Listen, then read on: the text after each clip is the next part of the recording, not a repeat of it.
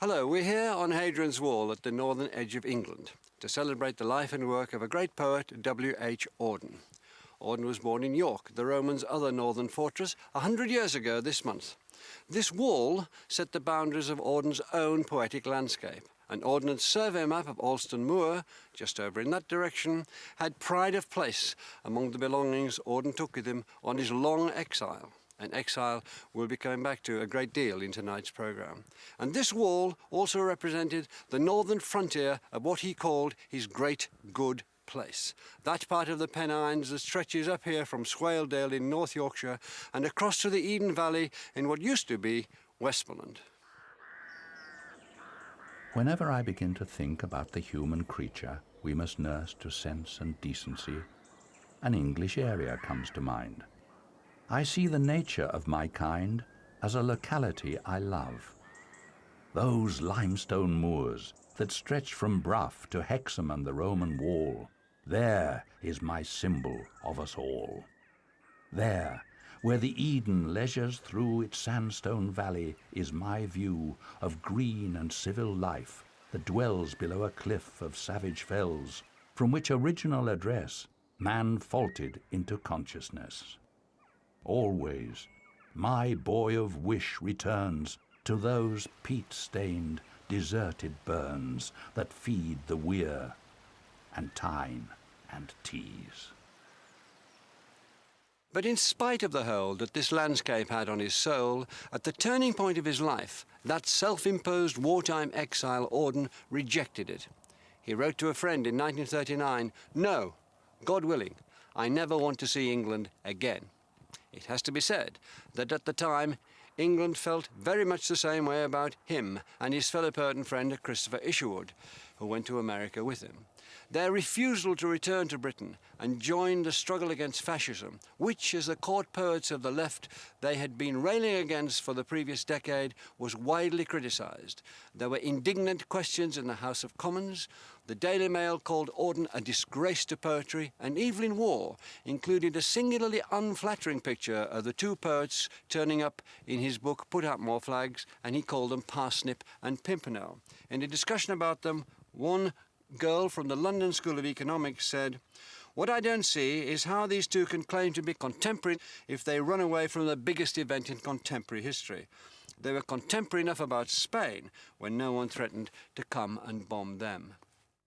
This wartime desertion, as it was seen, might have something to do with the distinctly low-key fashion in which Auden's centenary is being marked. The Royal Mail has turned down a proposal to issue a stamp celebrating Auden's life, and in particular his famous Night Mail film. There are no civic celebrations in York, and unlike the attention paid to his contemporary poet Sir John Betjeman, there are few commemorative broadcasts. And yet, Auden's words continue to echo through the fabric of our lives. Stop all the clocks.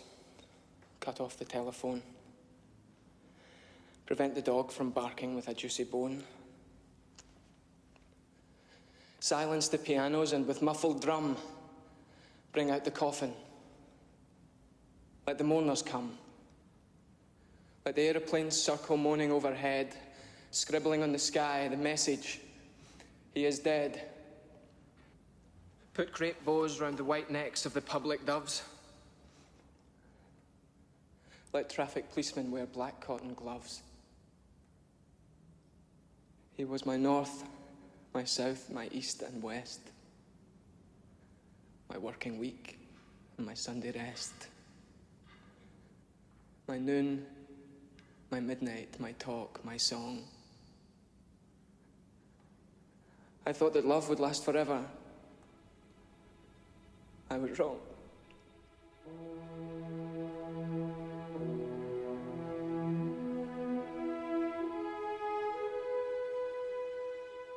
One of the poems deleted by Auden from his collected works, 1st of September 1939, with its injunction to love one another or die, was adopted as the morning song of New York in the wake of the terrorist attack on the Twin Towers.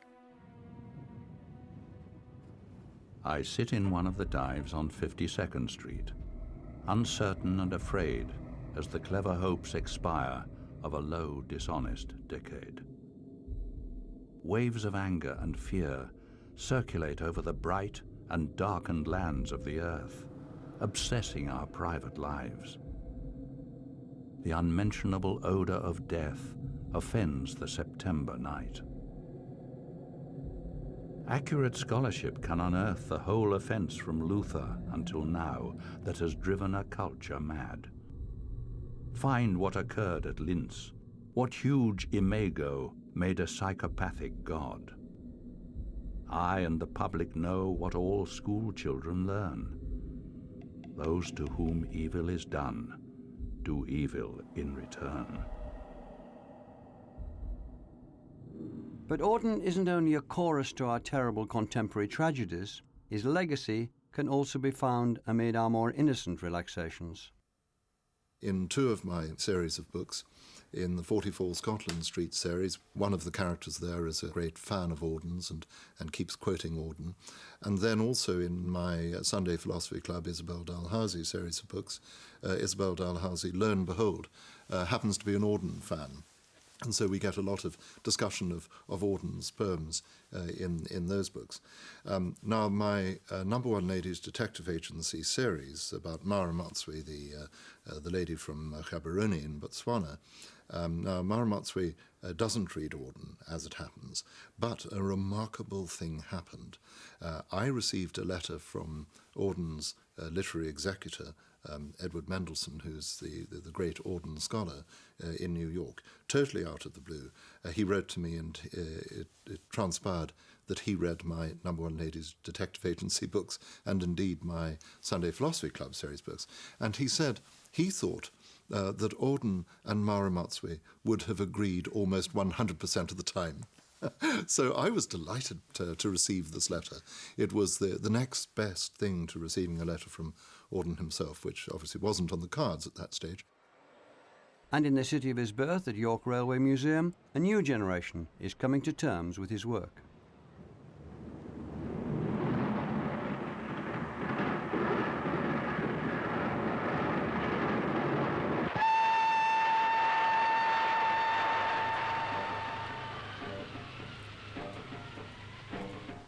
This is the night mail crossing the border, bringing the check and the postal order, letters for the rich, letters for the poor, the shop at the corner and the girl next door.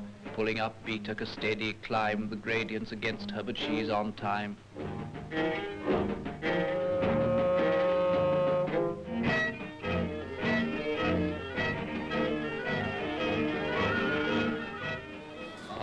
Grass and the moorland boulder, travelling white seam over her shoulder, sporting noisily as she passes silent miles of wind-bent grasses. Birds turn their heads, she sees she approaches, stare from back-faced coaches who cannot turn her course but let slumber on with poles across. Passes, no one wakes, but a jug in a bedroom gently shakes.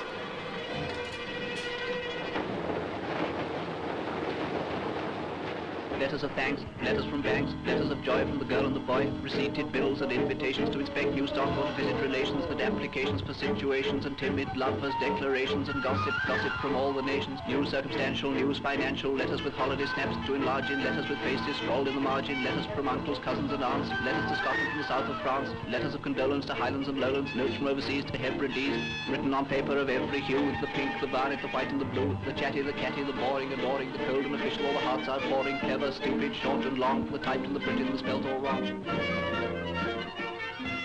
Night Mail was the first marvellous collaboration between two of England's foremost 20th century artists, words by Auden, music by Benjamin Britten.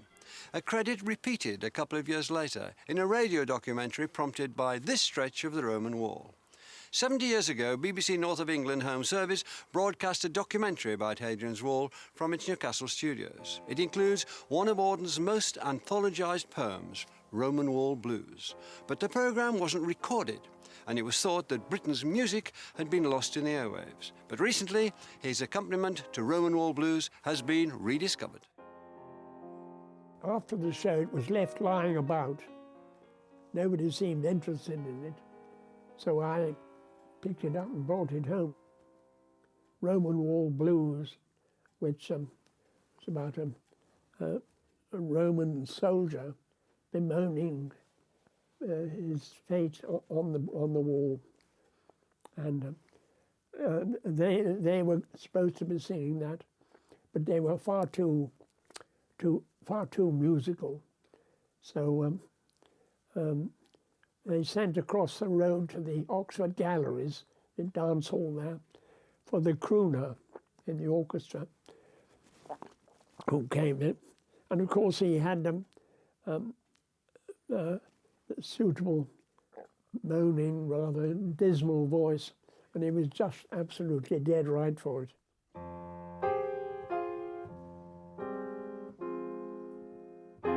Over the heather, the wet wind blows. I've lice in my tunic and a cold in my nose. The rain comes pattering out of the sky.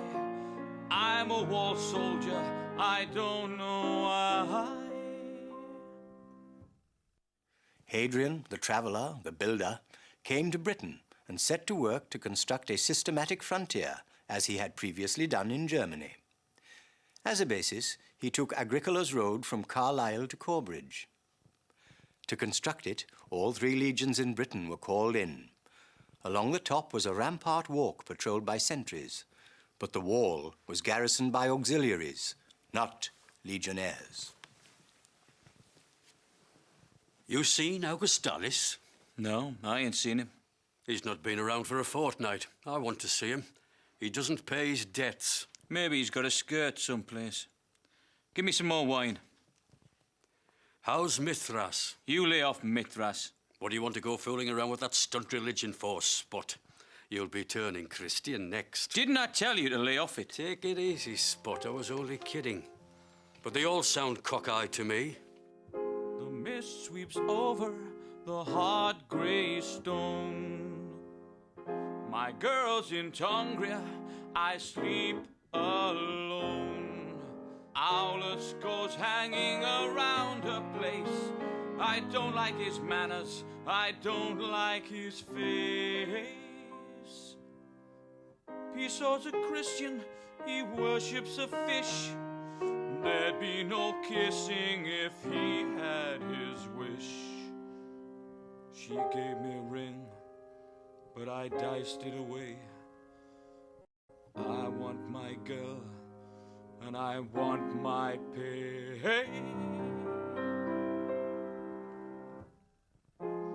When I'm a veteran with only one eye, I shall do nothing but gaze at the sky.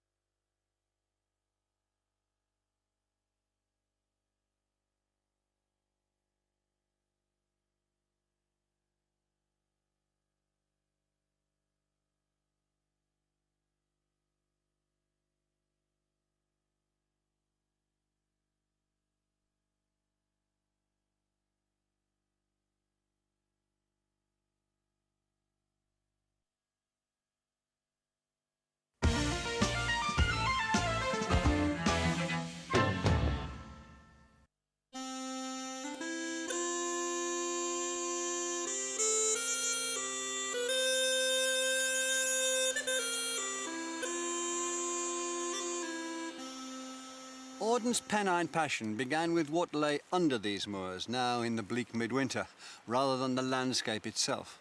As he put it in his letter to Lord Byron, and from my 6th year until my 16th year, I thought myself a mining engineer. The mine I always pictured was for lead.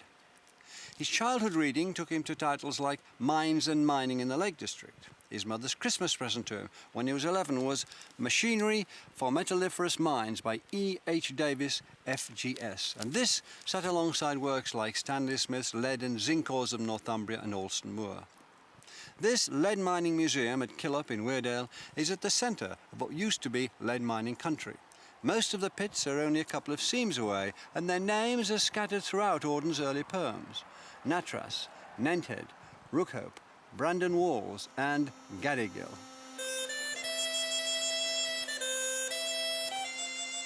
The spent remains of a once thriving industry, the furniture for the mind of a young poet. I first made up my mind to become a poet on a Sunday afternoon in Norfolk in a ploughed field in March of 1922 when I was just 15. It came about this way. I was walking with a friend of mine, Robert Medley, now a painter. I don't remember how the conversation started, but at one point he asked me if I ever wrote poetry, and I said no. So I thought it never entered my mind. And he said, why don't you? And at that moment I knew that's what I was going to do. I can't really explain it. I can see looking back, because previously all my interest had been technical and machinery and mines and so on, that I always had a passionate interest in language. So I suppose that had something to do with it. But it did come like a sort of revelation. Revelation or not, these are the images that have informed Auden's early work. But was it a real landscape or a landscape of the imagination? Alan Bennett has a home on the southern fringes of Auden's Great Good Place. In praise of limestone, maybe it is about Alston and the Northern Pennines and so on, but it's also about Ischia, which, I mean, could not be more different of a place. It happens to be also limestone country. But the question that arises in a ordinary reader's mind is, if you think so much of this area, why don't you go and live there? Whereas, of course, Auden lived in downtown New York and or in Ischia, and no likelihood of him ever going to live in Alston or Stanhope or wherever. But it's partly that the places poets and Auden single out as being their great good place are actually placed in their head, and I think that was very much the case with him. You mentioned the phrase, the great good place. Do you live around or on the edge of the great good place? Do you find any affinities in your writing and thinking with those that moved Auden to write those poems? Not really, I don't think, because he didn't write about the people there. He populated the area with well, I don't know what they are really, but adventurers really, and upper class gangs really. But he wasn't really interested in the way people talked or the local communities, and which is what I like. I think one of the books he'd read in childhood. The first time I ever saw him was in 1956, when he was made Professor of Poetry at Oxford, and I went along really to have a look at him, really, because he was a celebrity rather than because I was interested in what he had to say. And it was at a time when I'd no thought that I'd ever write, but if I had thought I was going to write, I would have been so put off by what he said, and a lot of it was about the books he'd read as a child, and saying that you needed the kind of passion that he had for, in his case, for books about geology and mining and so on, for fairy stories, for Norse sagas, and my heart sank that this required of you. But all he was saying, he was a bully, was Auden, really, all his life, and all he was saying was, you all do as I do, really. Auden's not an attractive figure. I mean, he's not lovable, and he's not cosy. I wouldn't want to be cosy, I don't think. And yet he is very much the notion of what people think of as a poet, i.e. he's untidy, he's probably smelly, he's a shambles, and that's what people think poets should be, and it's what he was. In the history, boys, the lessons are dominated by Auden and Hardy, and both notable for their poems about love and landscape. How affecting do you think Auden's love lyrics are? In the history, boys, I think Auden was very much the poet of Hector's youth, the charismatic schoolmaster. And what teachers tend to do is to teach the people who have impressed them, so that there's a whole generation of teachers since who taught Catcher in the Rye, because the Salinger novel meant so much to them when they were young. And I think the same would be true of Auden and Hector. It's the love poems are quite safe to teach, in the sense that it's only with a very careful study of the pronouns that you find that they're gay poems. I mean, that's not obvious unless you know something about him, which, of course, the boys in the play do, and use that to tease Owen, the other master. But they're wonderful songs, really. And the fact that you often don't quite know what they mean adds to their fascination, really. Why do you think that should be? I mean, I agree with you, but why do you think it adds to the fascination rather than adds to the irritation? Well, it's the same principle as why the Book of Common Prayer is a magical book, because you don't actually always understand what the prayers mean, and why the book that's replaced it isn't, because you can tell exactly what the prayers mean, and it doesn't always add up to much. How do you rate him as a poet, Auden? If you have these pecking order lists, how would you rate him? Well, I'm lazy, and I think you can't be lazy. You can't just pick it up and read it as you can, say, a Larkin poem, where Larkin has you by the hand all the way through the poem, and you know exactly where you are. Auden, you don't, and you've got to really concentrate on it to find out what it means. Some of the shorter poems, Musée des Beaux-Arts, for instance, they're absolutely perfect poems, and you can read them like that. You know exactly what they're about. But the longer the poem is, the harder it is to follow. As I say, I don't get as much pleasure out of him as I do out of Larkin or Betjeman. But I think he's probably got more clout, and not merely because one doesn't always understand him. Why then? Oh, Melvyn.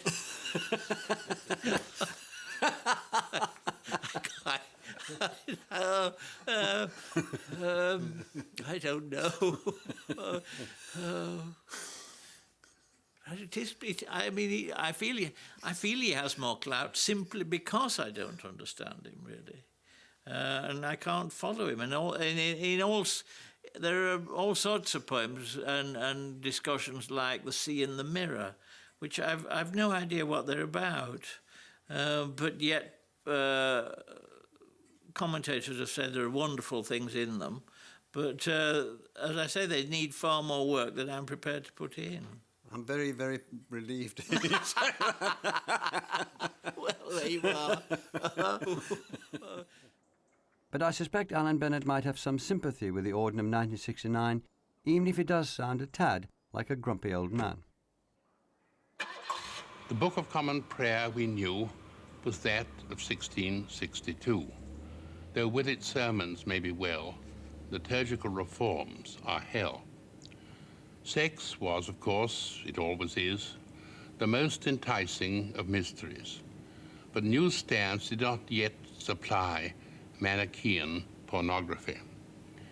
Then speech was mannerly, an art like learning not to belch or fart.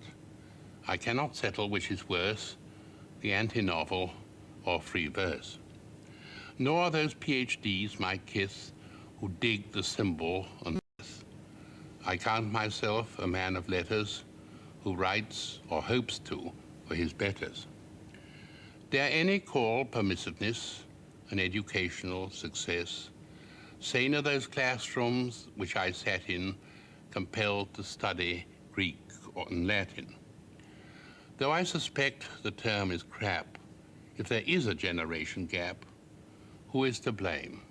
Those, old or young, who will not learn their mother tongue. But love at least is not a state, either en vogue or out of date. And I have true friends I will allow to talk and eat with here and now. Me, alienated? Bosh. It's just as a sworn citizen who must skirmish with it that I feel most at home with what is real. For some critics, notably Kingsley Amis and Philip Larkin, work like that showed just how far Auden had fallen from the dazzling brilliance of the 1930s. The poet laureate begs to differ.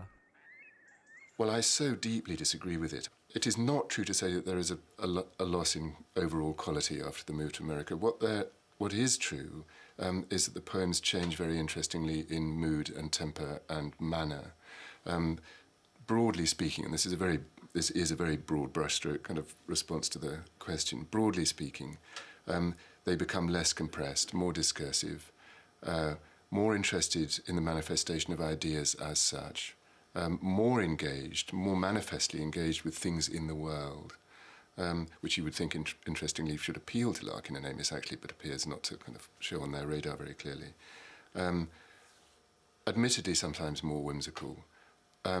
Similarly prolific, and if you are a very prolific writer, there are bound to be bad days as well as good days.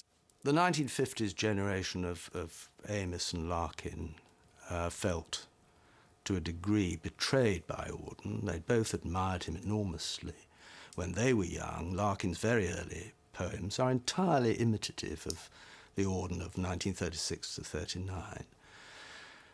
Larkin simply can't follow him into the spiritual world that he's exploring in a poem like The Age of Anxiety, which he called in one review a silly, verbose stew. Well, of course, nobody wants to write a silly, verbose stew, but that is not what The Age of Anxiety is. The critic's other complaint is that Auden got rid of some of the best of his early work, expunging both 1st of September 1939 and Spain from the authorized canon. Let me give you one ridiculous tiny example. Now, there's one of your poems which had a tremendous influence on me in the sense that it made concrete for me the philosophy which I hadn't really got clear at that time. I got it here, and I'd like to read you know it. Now, all I have, you wrote, is a voice to undo the folded lie, the romantic lie in the brain of the sensual man in the street, and the lie of authority whose buildings grope the sky. Now, these are the lines. There is no such thing as the state, and no one exists alone. To the citizen or the police, we must love one another or die. Now, I can't help telling you. I know, and I wanted to bring this up to you this evening. This is one of the poems you scrapped. The rhetoric is too high-flown. It's under the... Because I've come to the conclusion Yeats had a bad influence on me. Not his fault, poor dear, mine. But first of all, it's to say we must love one another or die is untrue. We have to love each other and die. The reasons that he later gave, we've got to die anyway, are so foolish that he must have been, in a sense, making a kind of unacknowledged joke. And it is interesting that he came back to that idea, the idea that lies behind that line, we must love one another or die, in a very late poem called O Bard, where it appears in Latin, Audi ne moriamur, we must listen, or we won't survive, or we will die. And in that late poem, he's really making the same point, that any human community involves an attention to the needs of others, to the reality of other people. One cannot continue to be a hideous solipsist like Diaghilev in the 1st of September 1939 poem, who didn't want universal love, he just wanted to be loved alone. That point remains true for Auden, whatever he says about the line that he wrote.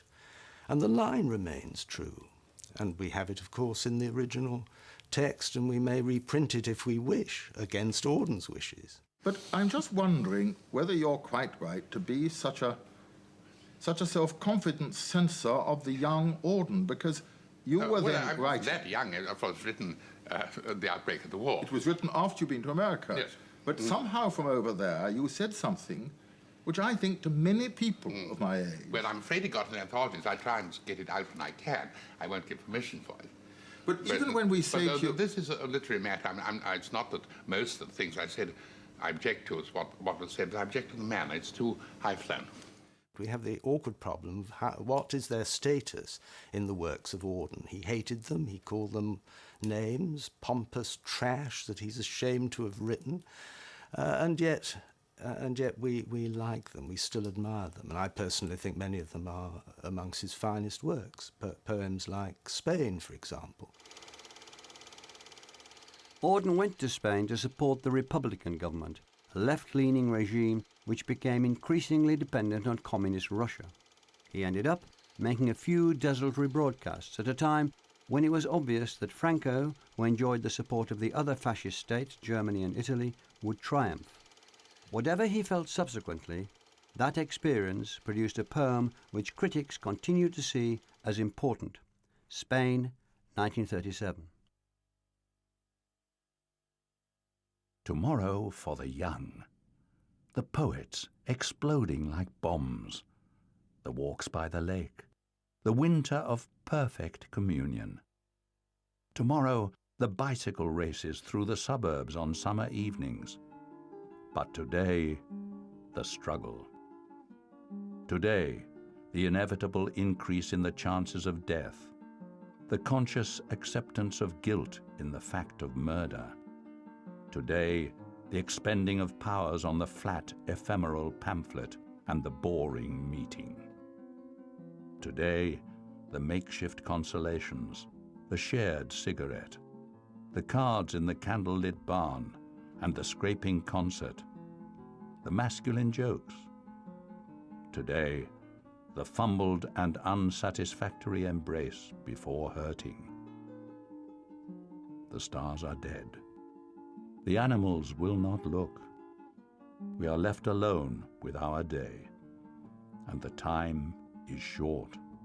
And history to the defeated may say, alas, but cannot help or pardon. Auden is perfectly, as it were, allowed to say, I don't think that it's written well enough to stay in the canon of my work, and that's why I'm taking it out of the picture. To say I'm taking it out of the picture because I no longer agree with the things that it says is a much more contentious thing to do. I do have mixed feelings about that myself, partly because I admire the poem and I think that he was judging it over harshly. I think one of the absolutely key things about the poem he wrote about Spain, 1937, is that he never went back to it. He never, in fact, referred to it very much because he was somewhat ashamed of what he himself had said in that poem.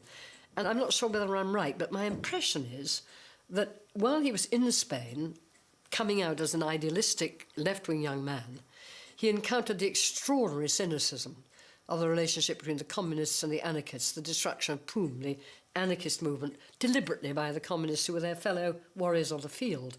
But it's interesting that he's also said subsequently about the last couplet which he wrote, which many people have found very impressive. The stars are dead, the animals will not look. We are left alone with our day, and the time is short.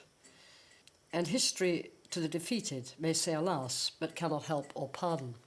He felt that he had said this in order to make a literary point, but it was unjustified because this was not true, and what it did, and this was the key point, was that it equated success with goodness, and this was something he rejected from the bottom of his soul.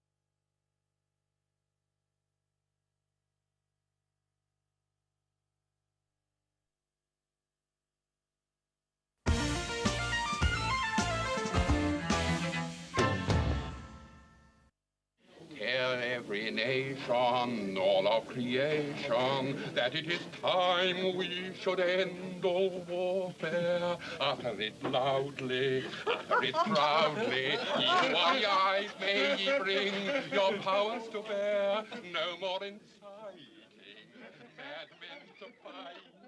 He had an amazing face. His face was like cracked, crazy paving. Henry Moore, the sculptor, said of him that his face had ploughed furrows in it as if it had been very deeply ploughed. And that's true. Her face was all broken up in a most astonishing way and then held together by a kind of intense spirit. I used to meet him every Thursday afternoon at 4 o'clock for what is now called creative writing session. I mean, the thing hardly existed in this country back then, but one might as well call it that now. We'd go through the poems I'd left with him the previous week. He'd then hand them back to me, covered, I vividly remember, in tremendous amount of cigarette ash and coffee stains and all this kind of stuff, with a few sort of squiggles here and there. And then we'd sit around and chat for a bit, and at 6 o'clock sharp we'd have a drink, and then after a drink I'd go and he'd shuffle off to supper in Christchurch. So we'd meet in the cottage that Christchurch had provided for him in the last part of his life, and I would leave feeling as though I'd met God. I remember the exact moment that I was introduced to the work of Auden. I was in a library and I was walking along the shelves, or past the shelves, and I saw this blue-covered book, the collected poems of W.H. Auden. I think it was the shorter poems, an edition of the shorter poems. And I took it down because I'd heard the name, but hadn't ever really read him. And I took it away, and that was my discovery. And I knew immediately that this was a poet who would stay with me for the rest of my life, and he has. My father, amazingly, gave me Auden's works every single time they were published. So I remember as a child a perpetual feeling of slight disappointment because one of my birthday presents was always Auden's latest, The Dyer's Hand, The Ascent of F6, which I got when I was 4. My father had a John Stuart Mill-like belief that if you talk to your children about very elevated subjects, they would become very elevated people. I think this was not true, but it was a convenient belief, and it enabled him to be able to give me all the Audens he wanted for himself. So I have a great collection of first editions of Auden, now very valuable, in which my father has written on the flyleaf, to Baba at 4, and other things of that kind. And that's so, when I was introduced to Auden, the answer is before I could read a single word. The question of why there's so little fuss being made about him in his centenary year is very fascinating and very shameful in all sorts of ways, I think. It has something to do with the fact that we have the recent celebrations of John Betjeman's life still ringing in our ears, which were by any standards extraordinary. So that's a hard act to follow, and I think it's worth saying that because it does put it into a kind of perspective. But there's a lot else going on too to explain why Auden is so comparatively undervalued in this centenary year. It has something to do still, I think, though more for older generations than for my generation and younger. It still has something to do with the fact that the older generation felt that he'd somehow betrayed England when he went off to America in 1939. It's always difficult to know at the moment exactly why one does things. Looking back, I would say roughly that I felt the situation for me in England was becoming impossible. I couldn't grow up. That English life, which is marvelous in a way, but it is for me a family life. And I love my family, but I don't want to live with them.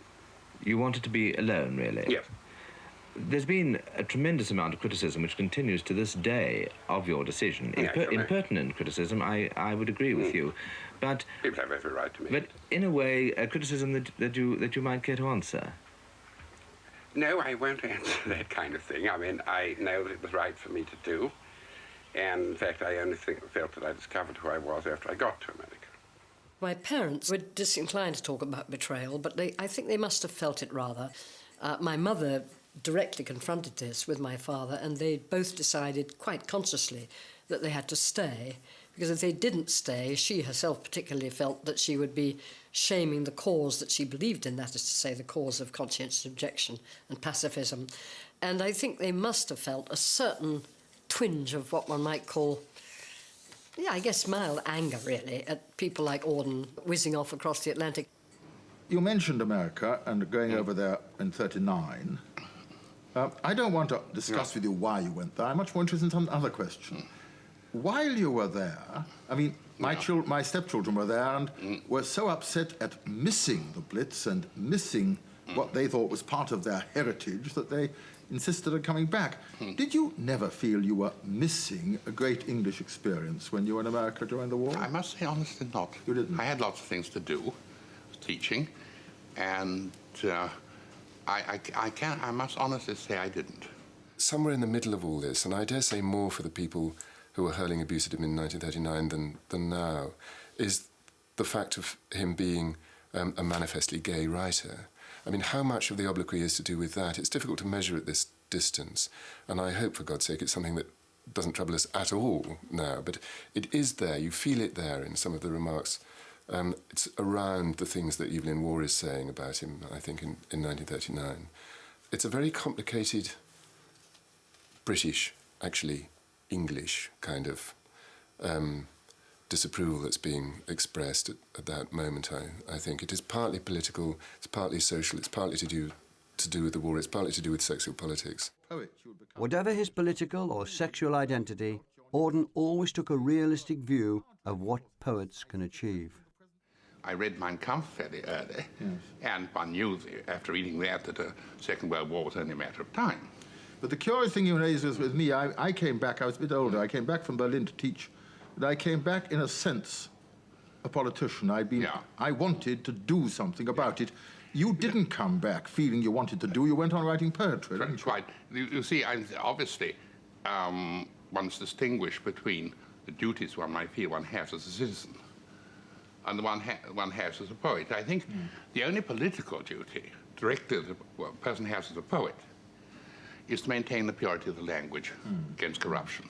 I mean, this is the only, you can say, specific political duty as a poet. Yeah. But everybody, whether a lawyer, doctor, whatever they is, obviously have duties as citizens. And the other thing is, I mean, you know, they talk about, and I've written some myself, writing engagé, as they call it now, poetry.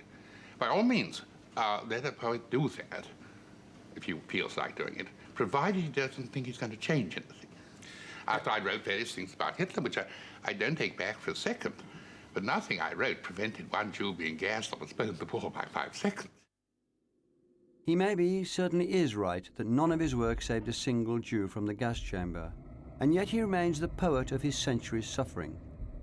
Who can see any footage of the 20th century's monumental inhumanities without hearing, almost as a soundtrack as it were, his Musée des Beaux-Arts? About suffering, they were never wrong, the old masters. How well they understood its human position, how it takes place while someone else is eating or opening a window or just walking dully along. How, when the aged are reverently, passionately waiting for the miraculous birth, there always must be children who did not specially want it to happen, skating on a pond at the edge of the wood. They never forgot that even the dreadful martyrdom must run its course. Anyhow, in a corner, some untidy spot where the dogs go on with their doggy life, and the torturer's horse scratches its innocent behind on a tree. In Bruegel's Icarus, for instance, how everything turns away quite leisurely from the disaster. The ploughman may have heard the splash, the forsaken cry, but for him it was not an important failure. The sun shone as it had to, on the white legs disappearing into the green water. And the expensive, delicate ship that must have seen something amazing, a boy falling out of the sky, had somewhere else to go, and sailed calmly on. To prove that Auden really is still part of the fabric of our lives, we decided to ask some of our contributors which threads they thought were strongest. Follow, poet, follow right to the bottom of the night. With your unconstraining voice still persuade us to rejoice. In the deserts of the heart, let the healing fountain start. in the prison of his days, teach the free man how to praise. This is the night nail crossing the border, bringing the check and the postal order. Letters for the rich, letters for the poor, the shop at the corner of the girl next door. Pulling up B-took at the steady climbing, the gradients against her, but she's on time. Go home now, stranger, proud of your young stock. Stranger, turn back again, frustrate and vexed. This land, cut off, will not communicate. Be no accessory content to one aimless for faces rather there than here. Beams from your car may cross a bedroom wall. They wake no sleeper.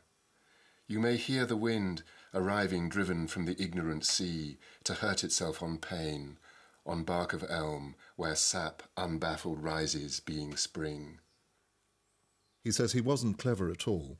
He merely told the unhappy present to recite the past like a poetry lesson, till sooner or later it faltered at the line where long ago the accusations had begun, and suddenly knew by whom it had been judged, how rich life had been and how silly, and was life forgiven and more humble, able to approach the future as a friend, without a wardrobe of excuses, without a set mask of rectitude or an embarrassing, over-familiar gesture. Those two lines, able to approach the future as a friend without a wardrobe of excuses, wonderful.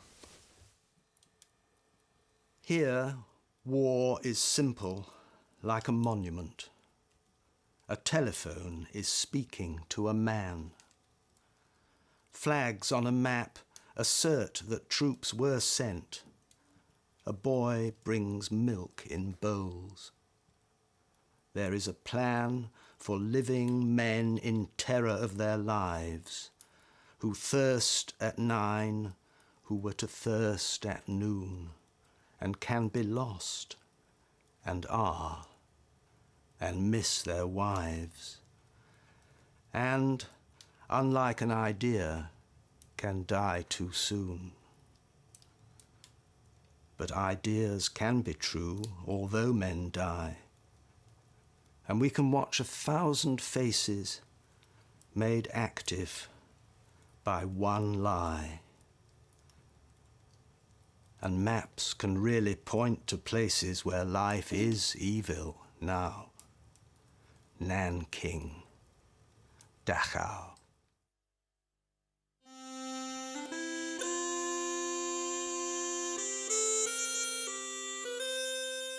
The blessed will not care what angle they are regarded from, having nothing to hide.